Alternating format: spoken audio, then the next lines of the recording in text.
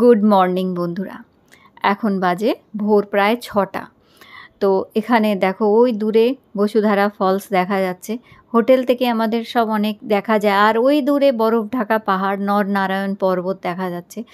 আজকে আমাদের বদ্রীনাথ থেকে ঋষিকেশ ফিরে যাওয়ার কথা, তাই ভোরবেলায় আমরা উঠে গেছি। তো আমার ছেলে আর আমি, ছেলে বলল চলো মা একটু চা খেয়ে আসি বাইরে, আর একবার মন্দিরটা দর্শন করে আসি দূর থেকেই, মন্দিরের আর কাছে যাব না, দূর থেকে একবার দেখে আসবো। তো ভোরবেলায় আমরা বেরিয়ে পড়েছি। দেখো মার্কেটে এসছি, তো এখানে দুধের দোকান দিতে শুরু করে দিয়েছে, জিলিপি বিক্রি হওয়া শুরু হয়ে গেছে, ভক্তজনদের আনাগোনাও শুরু হয়ে গেছে। তো এরকম একজন বয়স্ক ভদ্রমহিলা, উনি হাঁটতে পারছিলেন না, তো আমার ছেলেকে বলল যে আমার হাতটা ধরে একটুখানি মন্দির অবধি পৌঁছে দাও। তো আবার হাত ধরে ওনাকে মন্দির অবধি, কিছুটা ঢালু রাস্তাটা হাত ধরে ওনাকে একটু পৌঁছে দিল। তো এই চা খেয়ে আমরা কিছুটা একটু ঘুরে মন্দিরটা একটু দূর থেকেই দর্শন করে আজকে তারপর হোটেল ব্যাক করলাম। এসে হোটেলে কাছেই, হোটেল সামনেই, এসে রেডি হয়ে নিলাম আমরা, কারণ আমাদের বেরিয়ে যাব আমরা তাড়াতাড়ি আজকে। প্রচণ্ড ঠান্ডা এখানে, ঠান্ডায় আর পারছি না, প্রচণ্ড ঠান্ডা।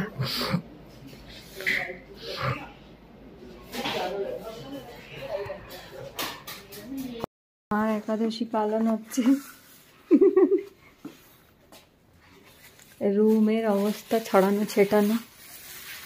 আর এখন মা এখানে এই যে পুটলি করে সব নিয়ে এসছে। হ্যাঁ অন করে দাও, হ্যাঁ ওই অন হয়ে গেছে। আর এই কেটলিতে করে মা এখন একাদশীর রান্না করছে। কুট্টুকা পানি ফলের আটা দিয়ে, দুধ চিনি দিয়ে মা এখানে হালুয়া বানাচ্ছে। তো আজকে 18ই জুন হচ্ছে, আজকে আমরা ঋষিকেশ ফিরে যাব, তাই মা এই ইলেকট্রিক কেটলিটা আমি নিয়ে এসেছি। এটা নিরামিষ আমার একদম সম্পূর্ণ ইলেকট্রিক কেটলি এটা রাখা আছে। এটাতে মা একাদশী যেদিন করে সেই দিনে এটাতে রান্না করে খায়। তো যেহেতু আগের দিনে একাদশী ছিল আর একাদশী এখনও আছে আজকের দিনেও, তাই মা রাস্তায় এখন 10 ঘন্টা আমরা জার্নি করব, তাই মা রাস্তায় তো কিচ্ছু খাবে না, তাই একটুখানি ওই সাবু আর একটু পানি ফলের আটা দিয়ে একটু হালুয়া আর একটুখানি সাবু আর আলু সেদ্ধ করে নিয়েছে। তো এটাই প্যাক করে মা ব্যাগে নিয়ে নিয়েছে, এগুলো এটাই রাস্তায় খাবে আর কি। 10 ঘন্টা মা এগুলোই খেয়ে থাকবে, আর একটু রাস্তায় যদি ফল পাই কিছু তাহলে সেগুলো একটু খেতে পারবে। আর সমস্ত এই সব ভোরবেলা উঠেই এসব করে গুছিয়ে গাছিয়ে আমরা নিয়েছি। তো এই সমস্ত করতে করতে মোটামুটি আমাদের এখানে 9টা বেজে গেছিলো। তো আমরা জানি ঋষিকেশ পৌঁছাতে আমাদের প্রায় 8টা-9টাই বেজে যাবে। তো এই দেখো বদ্রীনাথের রাস্তা, কোথাও কোথাও এরকম পাহাড়গুলো এমন ঝুলে আছে, মনে হচ্ছে এক্ষুনি গাড়ির মাথায় ভেঙে পড়বে, মানে পুরো গাড়ির মাথায় চাঁই ভেঙে পড়বে এইরকম রাস্তা। আর সত্যি এগুলো হয়ও, মাঝে মাঝে ল্যান্ডস্লাইড হয় এখানে। তো এই জায়গাটা থেকে পার হতে ভীষণ ভয় লাগে। দেখো রাস্তাটা, আর এদিকে একদম খাদ, আর এইদিকে এইরকম পাহাড় কাটা পুরো, মানে এক এক জায়গায় না এমন হয়, এমন মুখটা শুকিয়ে আসে, আর ভয় লাগে যে কত তাড়াতাড়ি এই জায়গাটা থেকে পার হয়ে রাস্তা বেরিয়ে যাব। আর খুব জ্যাম হয়, প্রচণ্ড জ্যাম হয়, কারণ গাড়িগুলো খুব আস্তে আস্তে স্লো এই জায়গাটা থেকে পার করে, সেই কারণে। তো দেখো এইরকম রাস্তা, যাই হোক ঠাকুরের কৃপায় আমরা খুব ভালো মতন দর্শন করে ফিরে আসতে পেরেছি। এটাই হচ্ছে কারণ, বর্ষাটা নামেনি, বর্ষা নেমে গেলে এই রাস্তাগুলো খুবই বিপজ্জনক হয়ে যায়, সেই কারণে। তো দেখো এই বদ্রীনাথের রাস্তা কিছুটা আমি তোমাকে দেখাচ্ছি, কারণ আগের দিন রাত্রে যখন এসেছিলাম তখন এই রাস্তাগুলো তোমাদের দেখাতে পারিনি, কারণ আমরা অনেক রাতে এসেছি। আর এই দেখো এইখানে পাহাড়টা দেখছো, পুরো অর্ধেকটা ঝুলে রয়েছে একদম। এই দেখতে দেখতে আমরা মোটামুটি ঋষিকেশের কাছাকাছি চলে এসেছি।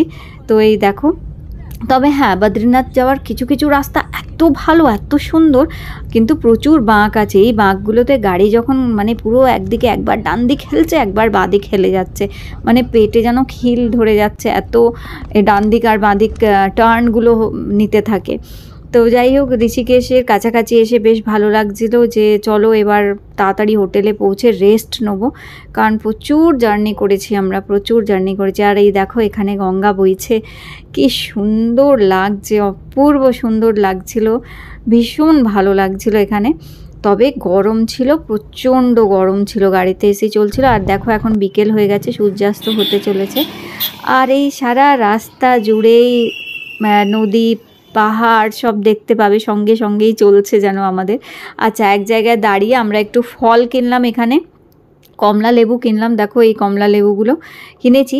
আর এখানে রাস্তাতেই তোমরা দেখবে সব এখানে বাচ্চা বাচ্চা ছেলেরা গাছ থেকে পেড়েই বিক্রি করছে এগুলো হচ্ছে যেটা এগুলোকে বলে কি বলে এগুলোকে, আলু বোখরা, ছোট ছোট আলু বোখরা, পুরো দুপাশে গাছের মধ্যে ভর্তি হয়ে আছে ছোট ছোট। এই যে, আর এগুলো হচ্ছে খুবানি, অ্যাপ্রিকট, এই অ্যাপ্রিকট আর আলু বোখরা এরকম ছোট ছোট লাল লাল, খুব সুন্দর, খুব মিষ্টি খেতে আর দারুণ। এইগুলো হচ্ছে অ্যাপ্রিকট। আর দুপাশে রাস্তা থেকে আমরা যখন যাচ্ছি, দুপাশের গাছে কুলের মতন ভর্তি হয়ে আছে, আর গাছ থেকে পেড়ে পেড়েই এরা 20 টাকা করে বিক্রি করছে, 20 টাকায় 1 প্যাকেট দিয়ে দেবে। তো আমরা একটা ফলের দোকানে দাঁড়ালাম, ওখানে দেখলাম প্রচুর বিক্রি হচ্ছে, তো ওখান থেকে আমি 1 কেজি করে দুটোই কিনে নিয়েছি। 1 কেজি এই আলু বোখরা আর 1 কেজি অ্যাপ্রিকট, মানে এই খুবানি, দারুণ মিষ্টি আর খেতে খুব ভালো লাগছিল। আর যেহেতু মারও উপোস ছিল, তো মারও একটু ফল খাওয়া হয়ে গেল। দেখো কি দারুণ দেখতে, আর যেমন দেখতে সুন্দর, এগুলো খেতেও কিন্তু খুব মিষ্টি ছিল আর বেশ ভালো লাগছিল। যাই হোক, এই করে তারপর আমরা পৌঁছে গেলাম আমাদের ঋষিকেশের হোটেলে, হোটেল কুবার রেসিডেন্সি।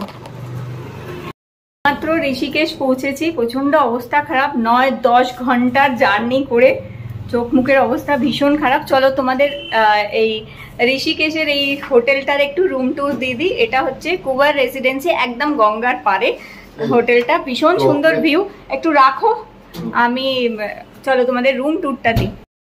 তো ঋষিকেশে একদম লক্ষ্মণ ঝুলার পাশে আর গঙ্গার ধারেই এই হোটেলটা আছে, হোটেল কুবার রেসিডেন্সি। বেশ ভালো হোটেলটা লেগেছে আমাদের, আর খুবই সুন্দর। আর আমরা একদম এই ফ্লোরটাতেই আমাদের রুমগুলো দিয়ে দিয়েছিল ওরা। এই যে সামনের দুটো রুম দেখতে পাচ্ছ, এই দুটো রুমই আমাদের অ্যালট করেছে। বাকি আরও নিচে রুম আছে, এবং একতলা আর একতলা উপরেও রুম আছে। তো এই রুম হচ্ছে আমাদের। চলো রুমের ভেতরটা এবার আমি তোমাদের দেখাই।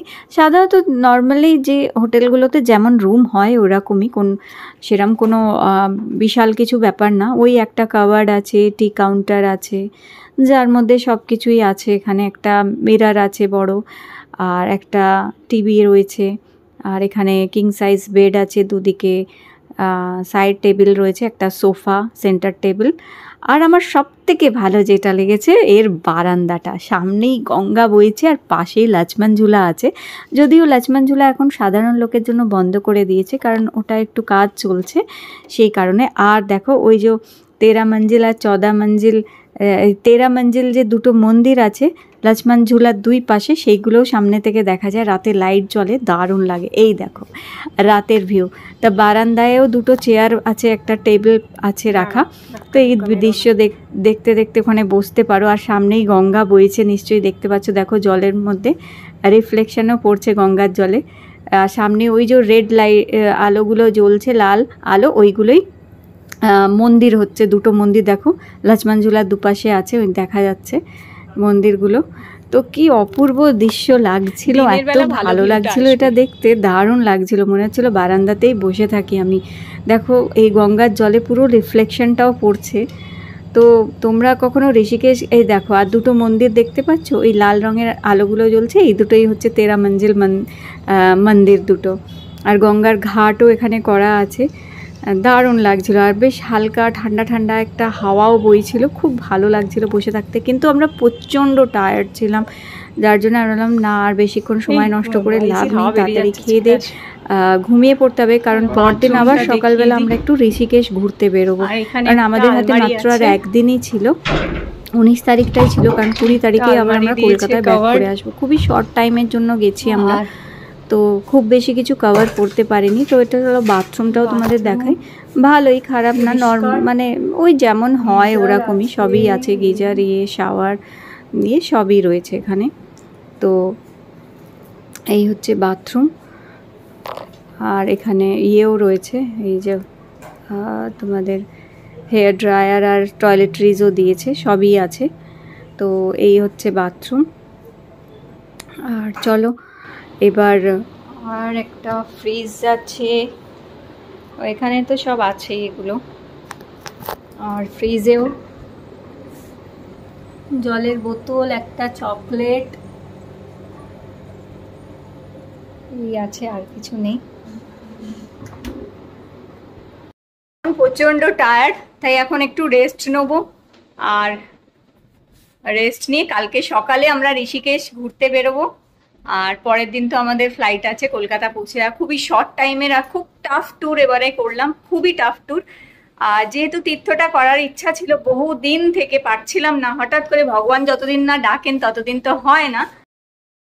তো রাত্রে এখানে এসে তোমরা ননভেজ পাবে, কিন্তু ওই মাছ কিংবা মাংস পাবে না, খুব বেশি ডিম পেতে পারো ঋষিকেশে, কিন্তু মাছ মাংস পাবে না। তো এখানে আমি তো খেলাম জিরা আলু, আর মা তো আর কিছু খাবেই না, মার তো আলাদা সরঞ্জাম সব আনাই হয়েছে, মা ওতেই নিরামিষ একদম শুদ্ধ রান্না করে খাচ্ছে নিজের। তো আমরা এখানে জিরা আলু, একটু রায়তা, একটু স্যালাড, আর ও দুটো ডিমের কারি আনিয়েছিল, তাই খেয়েছে। চোখ মুখ একদম শুকিয়ে গেছে, প্রচণ্ড টায়ার্ড হয়ে আছি। তো এই ডিনার করলাম, ডিনার করে এই দেখো এই ফলগুলো খাচ্ছি, যেগুলো এই ফলগুলো নিয়েছিলাম, অ্যাপ্রিকট আর খুবানি প্লাম যেটাকে বলে, বেশ দারুণ খেতে এগুলো। এখানের গাছে হয় একদম, সেই গাছ থেকে একদম অর্গ্যানিক গাছ থেকে পেড়ে এগুলো বিক্রি করছে ওরা রাস্তায়। আর দারুণ মিষ্টি খেতে এগুলো, খুব টেস্টি খেতে। আর এই যে মার আজকে একাদশী, নির্জলা একাদশী আজকে, তো ফলাহারই করেছে, আর কিছু করেনি সেরমভাবে, কিছু আর খাওয়া হয়নি, খুবই ক্লান্ত। আচ্ছা তুমি কিন্তু তো নেক্সট ভিডিওটা দেখতে ভুলো না। নেক্সট ভিডিওতে আমি তোমাদের ঋষিকেশের কিছু জায়গা দেখাবো, আর হ্যাঁ ত্রিবেণী ঘাটের আরতিটাও দেখতে ভুলো না। তো আবার দেখা হবে।